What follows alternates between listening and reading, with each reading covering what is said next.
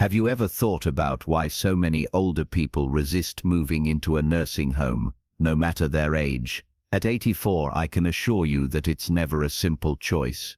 It's shaped by years of experience, hard-earned lessons, and a clear sense of what truly matters at this stage of life. For some, a nursing home offers safety and stability, but for others like me, it feels like the loss of freedom, independence, and dignity.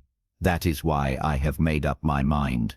I will never go into a nursing home, and today I want to share the 5 reasons behind that choice. In this video you will hear not just personal reasons, but truths that many seniors quietly carry in their hearts.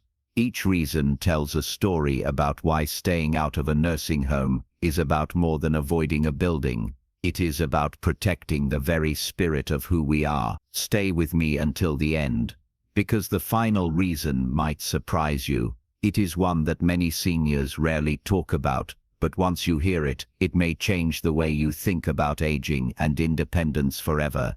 Now let's get started. Number 1. Losing personal privacy. One of the strongest reasons I will never go into a nursing home is the fear of losing personal privacy.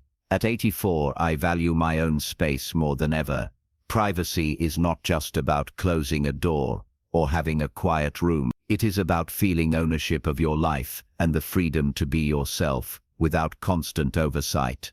In nursing homes, there are schedules, check-ins, and the presence of staff around you nearly all the time. While that may bring comfort to some, me it feels like the walls closing in on my personal freedom.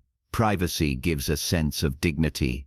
Being able to decide when you want company and when you want to be alone is essential to feeling human. In a nursing home, privacy is often compromised by shared rooms, staff entering without much warning, or the simple reality that your life is monitored for safety. For someone who has lived independently for decades, the idea of losing that freedom to retreat, reflect, or simply rest on my own terms feels unbearable.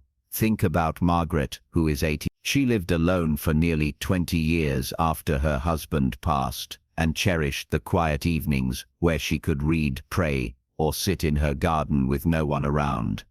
When she moved into a nursing home after a fall, she was shocked at how little space she had to herself. Staff members came in to check her vital signs. Roommates turned on the television when she wanted silence.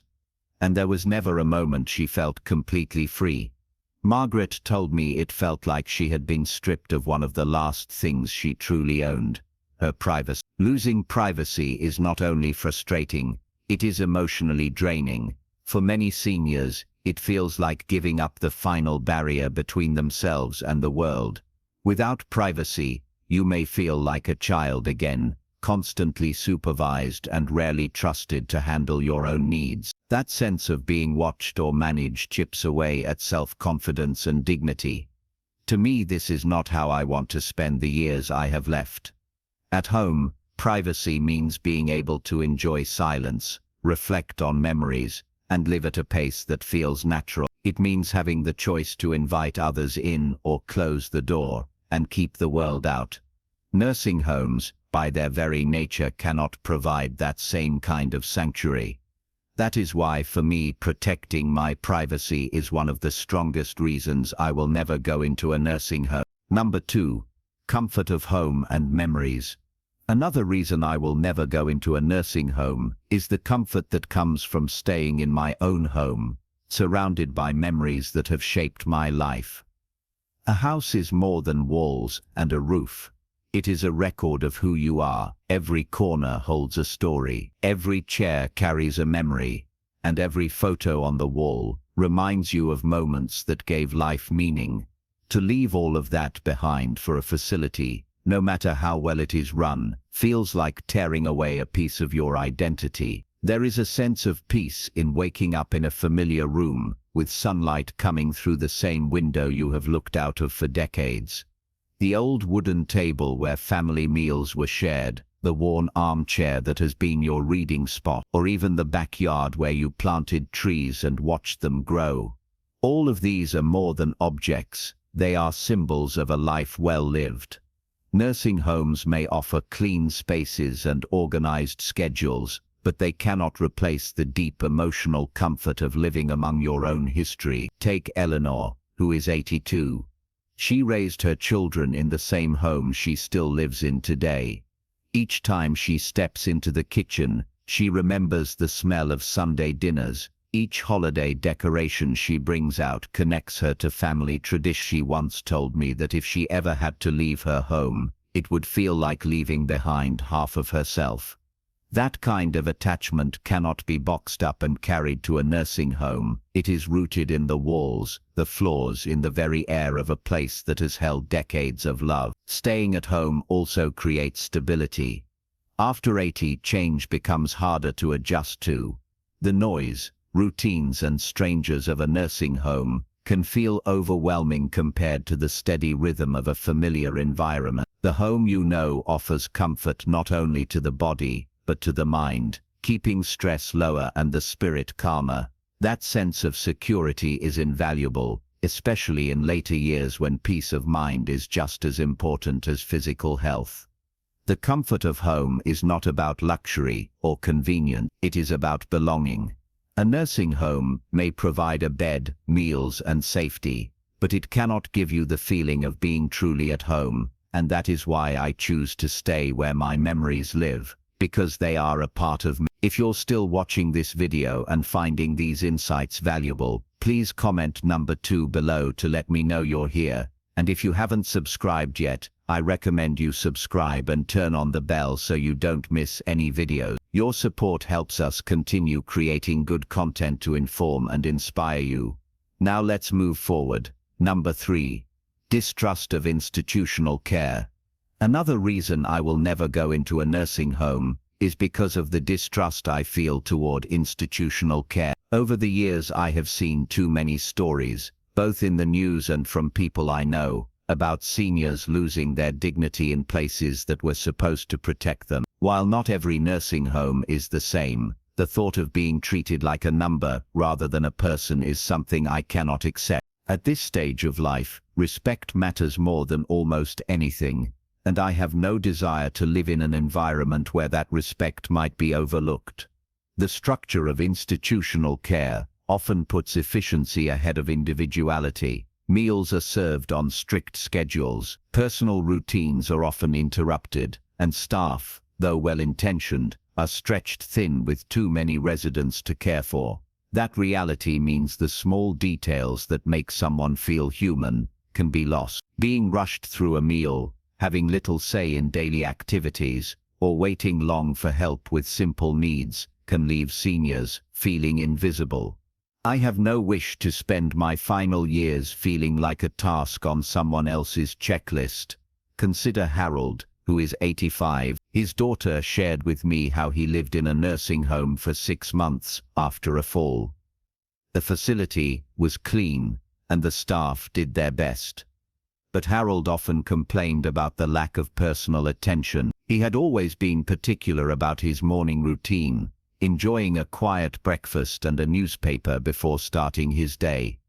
In the nursing home, breakfast was served at a set time, and if he was late, he simply missed it. That loss of personal freedom, combined with the constant feeling of being managed rather than cared for, left him bitter and restless. There is also the issue of trust. Families often hope nursing homes will provide comfort and safety, but many seniors fear neglect or mistreatment. Even small acts like being spoken to impatiently or not being heard when raising a concern can leave lasting scars. For those of us who value dignity above comfort, this loss of trust is enough to say no. A home should feel like a place of belonging, not a place where you question whether your needs will be met with patience and kindness. This distrust is not about rejecting help, it is about protecting identity and humanity. I would rather rely on family, neighbors, or local resources than risk being placed in a system where my individuality might be overlooked. That is why I choose to avoid nursing homes, not because I deny their purpose, but because I do not trust that they can provide the personal care and respect I know I deserve. Number 4. Value of family and community support. Another powerful reason I will never go into a nursing home is because I believe in the strength of family and community support. Throughout my life, I have seen how relationships with children, grandchildren, neighbors, and even longtime friends can create a network of care that no institution can replace. Aging does not mean the need for love and belonging disappears. It means those needs become even more important. Nursing homes may provide shelter and care, but they cannot provide the same warmth that comes from being surrounded by people who truly know you. Family support gives seniors a sense of purpose. When your children call to check in, when a grandchild stops by with stories from school, or when a neighbor knocks on your door to share a meal, it reminds you that you still matter. These connections affirm that you are not simply being cared for, but that you are still part of the circle of life around you. That sense of belonging cannot be bought with monthly fees or provided by a rotating staff. It is rooted in love, history, and loyalty, the bonds that have been built over decades. Take Patricia, for example, who is 84. She chose to remain in her home with the help of her daughter and a few close neighbors. Patricia's daughter handles the grocery shopping, while a neighbor helps with yard work. In return, Patricia bakes for them when she has the energy and shares stories that bring everyone together. Though she sometimes struggles with health issues, she says she feels richer than ever because her life is filled with people who make her feel seen and valued. Her story shows how family and community can step in where institutions fall short. Community support is equally vital. Churches, senior centers, and local programs often provide opportunities for connection, meals, and assistance. These resources not only help seniors with practical needs, but also keep them socially engaged. Being part of a community means having a role, whether it is volunteering, attending gatherings, or simply sharing wisdom with younger generations. Nursing homes, with their rigid structures, can sometimes reduce seniors to passive recipients of care. By contrast, family and community create chances to keep giving as well as receiving, which preserves dignity and self-worth. For me, leaning on family and community is not a burden, it is the natural way of life. Generations supporting each other is how humanity has always survived. I would rather rely on those bonds than hand over my independence to strangers, no matter how professional they may be. This is why family and community support stand as one of my strongest reasons for avoiding a nursing home. If you're still watching this video and finding these insights valuable, please comment number 4 below to let me know you're here. And if you haven't subscribed yet, I recommend you subscribe and turn on the bell so you don't miss any videos. Your support helps us continue creating good content to inform and inspire you. Now let's move forward. Number 5, commitment to self-care and lifestyle. The final reason I will never choose to go into a nursing home is because of my deep commitment to self-care and to living a lifestyle that protects my independence. Over the years, I've come to understand that the little choices we make each day don't just shape our health. They shape our freedom. Every meal I prepare with care, every walk I take, every book I read, and every moment I pause to reflect, all of it adds up. These daily choices might appear small, but they are like bricks in a foundation. When you build them consistently over time, they create a structure strong enough to carry you through the challenges of aging. Now, I'm not saying I can control every change that comes with growing older. None of us can. Illness, aches, and unexpected challenges are part of the journey. But what I can control is how I respond. I can choose discipline. I can choose to nurture my body and mind in ways that make me stronger. That determination is what gives me confidence that I can continue living in my own home. You see, self-care is not just about keeping the body healthy, it's also about protecting dignity. Each morning, when I wake up and begin my simple routine, stretching, fixing myself breakfast, stepping outside to breathe fresh air, I am sending myself a message. You are capable, you are responsible, and you are still in charge of your life. These habits may appear ordinary to others, but for me they are powerful. They keep me grounded, They give rhythm to my days, and they strengthen both my body and my spirit. And it's not just me.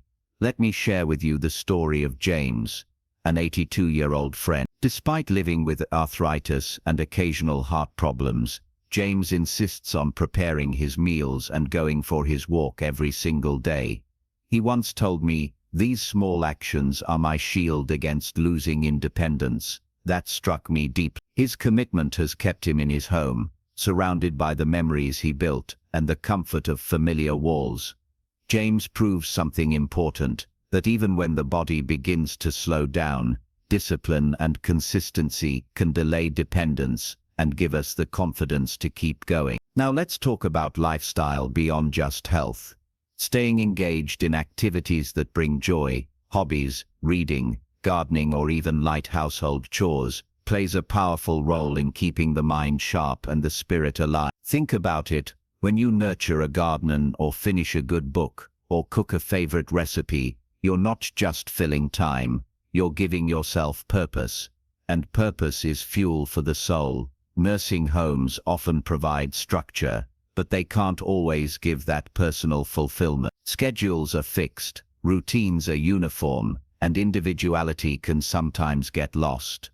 By tending to my own needs, making my own choices, and continuing the things I love, I remind myself daily that I am still capable, still in control, and still living with intention. That sense of freedom, that ability to say, "This is my life, and I choose how to live it," is something I am not willing to trade for the convenience of institutional living.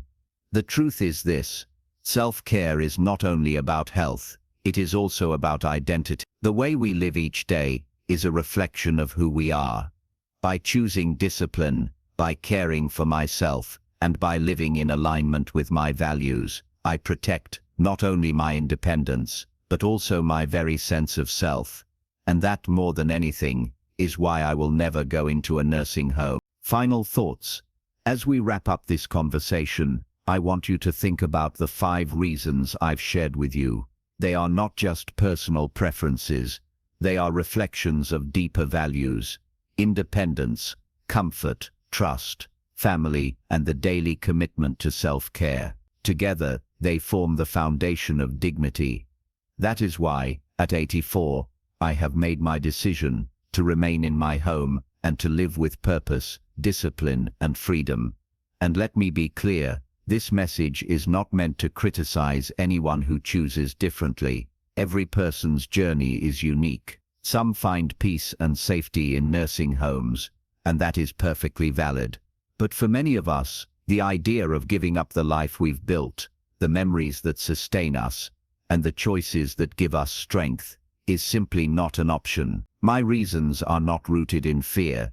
They are grounded in resilience, in the determination to protect my identity, and in the desire to live fully until the very end.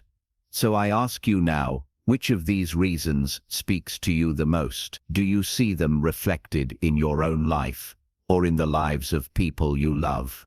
Your reflections matter, because when we share our stories, we discover we are not alone. Aging is not just about what we lose, it is about the choices we continue to make that keep our spirit alive. Thank you for joining me today. I truly want to hear from you. Leave a comment below, and share one thing that resonated with you, and how you plan to use it in your own life. Your words inspire and encourage, not only me, but also everyone else walking this journey alongside us. And if you found this message meaningful, please like, subscribe, and share. Your support helps us continue creating content that uplifts, informs, and inspires. Until next time, remember this: take care of yourself, honor your routines, and live each day with purpose. Independence and dignity are not gifts someone else can give you. They are the result of choices you make for yourself. And as long as you keep choosing wisely, you will remain strong, capable, and free.